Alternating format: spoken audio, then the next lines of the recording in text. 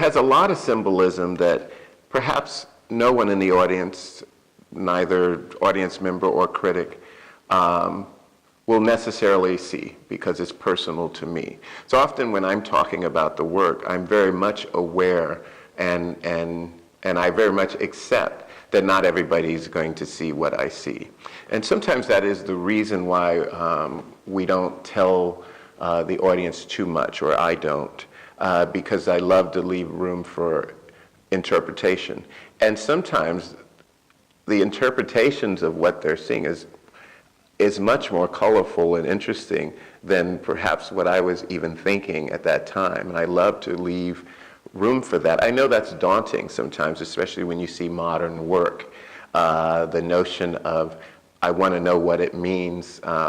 It's the same way I feel when I go in to see modern art in a museum. You know, I'm going, I know it's a chair tilted to one side, but it can sometimes stop there. But then if I let myself start to think about what that chair tilted to one side makes me feel, does it make me feel anxious because it's not on all, you know, four legs?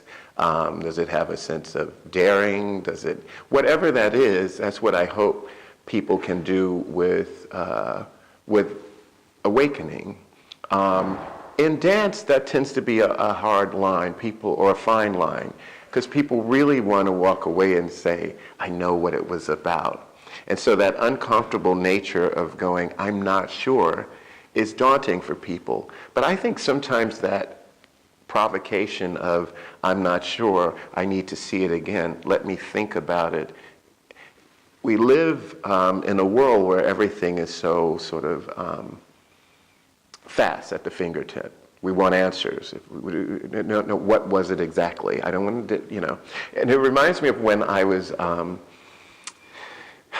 first reading Toni Morrison's, was it Beloved? I picked that book up and put it down about 5 times. You know, I would start and I think I'd know what's happening, and then I'd realize that I had no idea what was going on. Were these people real? Were these characters family members? What is happening here? And finally, one day, somebody told me, just keep reading. Just keep reading, regardless of whether you think you know what's happening or not. Just be uncomfortable in that space. And I did it. And by the time I got into the second chapter or whatever, I totally understood. And so in that way, that's what we hope to do, is provoke enough so that people are curious and they want to uncover more. Having said that, I think we try to do more in terms of our social media. There is on our website or Facebook, there are little sort of video clips of me in the studio with the dancers, me sort of talking about the inspiration for the work. So we're slowly trying to find access for people who really want to know more, to make that accessible. In terms of the critic, I mean, their role is to say what they saw. And sometimes I agree, and other times I don't, but you know, that's their job, not mine, so I don't sort of do too much critiquing of the critics. But sometimes it can be insightful stuff that they see or don't see. It can at least sometimes make you sort of question, wait a minute, I think that's in the work, you know. But I have to say I've had marvelous mentors and teachers who give me feedback on the work, people who have watched my career develop. Reminds me of well, they don't just see the arrival, they've sort of watched the journey. And so when they're speaking to me about my work, they're informed on my background, where I come from. You know, let's say somebody sees the work, they don't know that I necessarily grew up in Liberty City. They have no relation to my youth and witnessing the terror of riots or tension, all of the things that are in the work. So you can't expect everybody to know it. So then you have to think about, well, why do you create it in the first place? Well, I think there has always been this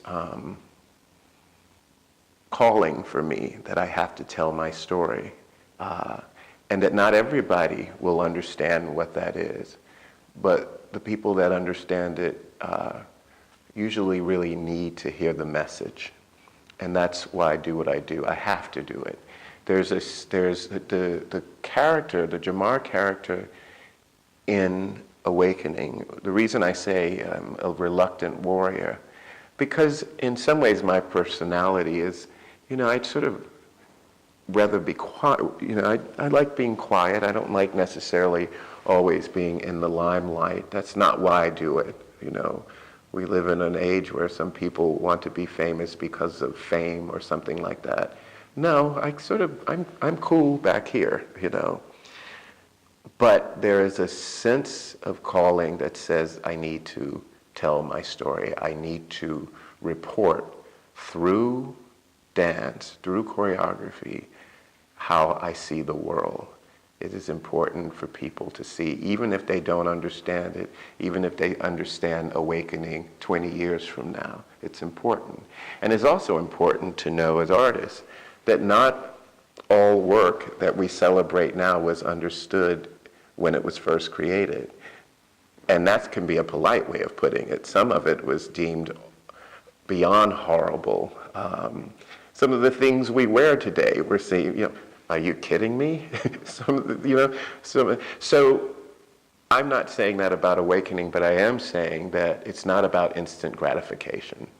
And we live in a time where that sometimes trumps, no pun intended, the sense of what is the journey, so that by the end of the journey, you have a sense of weight, a sense of owning the experience all the way through. And I think that's important when we view dance, when we view art.